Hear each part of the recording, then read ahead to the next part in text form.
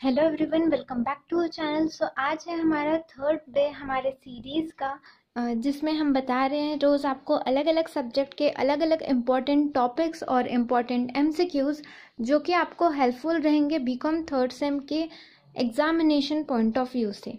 तो आप रेडी रहिए अपने पेंसिल्स और नोट्स के साथ, ताकि आप इम्पॉर्टेंट पॉइंट्स को टिक मार्क लगा सकें, साथ ही इम्पॉर्टेंट एमसीक्यूज़ को लिख सकें।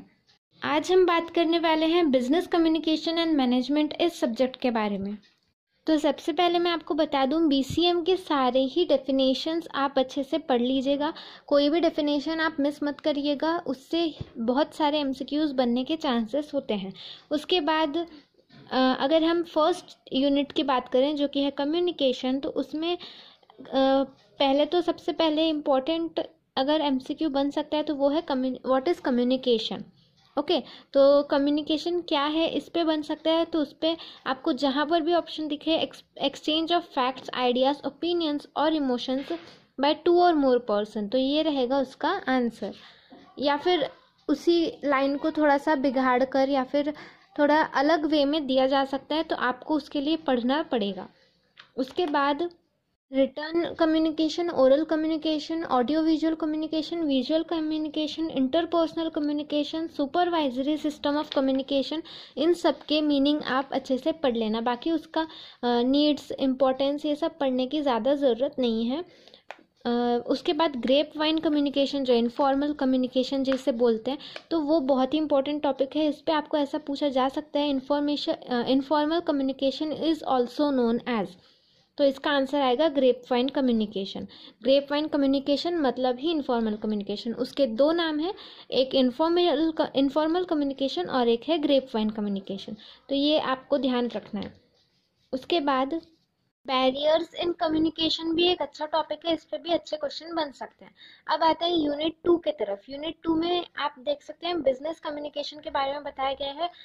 इसकी भी एक डेफिनेशन जो बहुत ही खास है, business communication is the process of transmitting information about and within the organisation.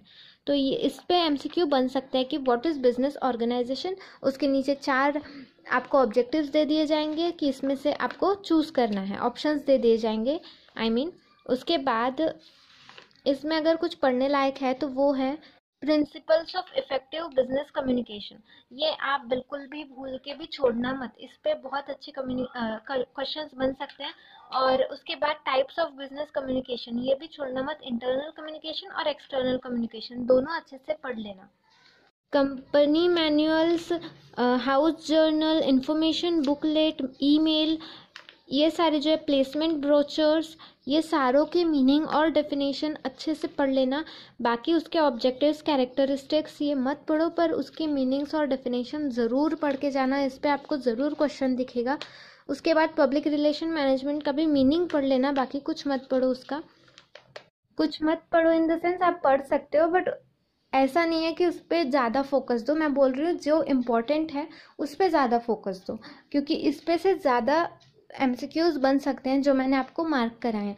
अब आते हैं अगले टॉपिक की तरफ जो कि है unit 3, technology and business communication. इसमें मैनेजमेंट इंफॉर्मेशन सिस्टम का इंट्रोडक्शन और डेफिनेशन अच्छे से पढ़ लेना, इस पे क्वेश्चन बहुत ही अच्छा बन सकता है।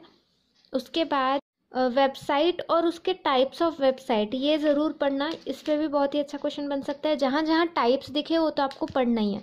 टाइप्स वाले क्वेश्चंस बहुत ही अच्छे बनते हैं और बहुत इजीली बन जाते हैं, इसलिए वो जो क्वेश्चन बनाने वाले लोग होते हैं उनके फेवरेट टॉपिक होते हैं।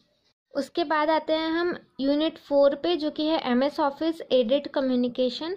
तो इसमें आप पढ़ लेना application of MS word in business communication, ये बहुत ही अच्छा टॉपिक है। और उसके बाद कंटेंट्स भी आप पढ़ सकते हो, कंपोनेंट्स जो हैं यहाँ पर दिए गए हैं। मेन्यू बार क्या होता है, स्टैंडर्ड टूल बार क्या होता है, इस पे से अच्छे क्वेश्चन बन सकते हैं। और डेटा एनालिसिस विद चार्ट्स, ये एक टॉपिक है जो बहुत ही अच्छा टॉपिक है। इस पे आपको पूछा जा सकता है कि डेटा एनालिसिस कैसे होता है, या फिर इस पे कोई भी क्वेश्चन बन सकता है। चार्ट्स क्या होते हैं, ऐसे कोई भी क्वेश्चन आ सकते हैं जिस पे आपको बताना पड़ सकता है। शायद ऐसा भी हो सकता है कि आपको चार्ट्स के टाइप्स पूछ ले, तो टाइप्स भी आप पढ़ के जाना। ऐसा भी हो सकता है कि आपको चार्ट की जानकारी दी जाएगी कि ऐसा चार्ट अगर दिखता है तो वो कौन सा चार्ट हो सकता है। तो आपको शायद उसमें से सिलेक्ट करना पड़ेगा कि ये बार चार्ट है, लाइन चार्ट है, या फिर कौन सा चार्ट है। तो ये भी आप अच्छे से पढ़ लेना ताकि आपको वहाँ पर कन्फ्यूज़न ना हो। खासकर पाई चार्ट के बारे में अच्छे से पढ़ लेना, पाई चार्ट के बारे में पूछा जा सकता है। ये थे हमारे important topics regarding business communication and management subject. अगर आपको इन टॉपिक में या फिर किसी और टॉपिक में भी अगर कोई भी प्रॉब्लम हो तो आप कमेंट सेक्शन में मुझे पूछ सकते हो। मैं जल्दी से जल्दी रिप्लाई देने की पूरी कोशिश करती हूँ। इस सीरीज़ में हमारा अगला वीडियो लॉ के ऊपर रहेगा, तो आप इस चैनल को सब्सक्राइब करना ना भूलें अगर आपको वो वीडियो देखना है तो। और अगर आपको बाकी के सब्जेक्ट के भी इम्पोर्टेंट टॉपिक्स चाहिए हैं तो मैंने उसकी प्लेलिस्ट बनाई हुई, उस प्लेलिस्ट की लिंक मैंने डिस्क्रिप्शन बॉक्स में दे दी है, तो आप वो जाकर चेक कर सकते हो। अगर आपको ये वीडियो हेल्पफुल लगा हो तो वीडियो को लाइक करना ना भूलें, चैनल को सब्सक्राइब करना ना भूलें, अपने दोस्तों के साथ ये वीडियो ज़रूर शेयर करें। Thank you so much.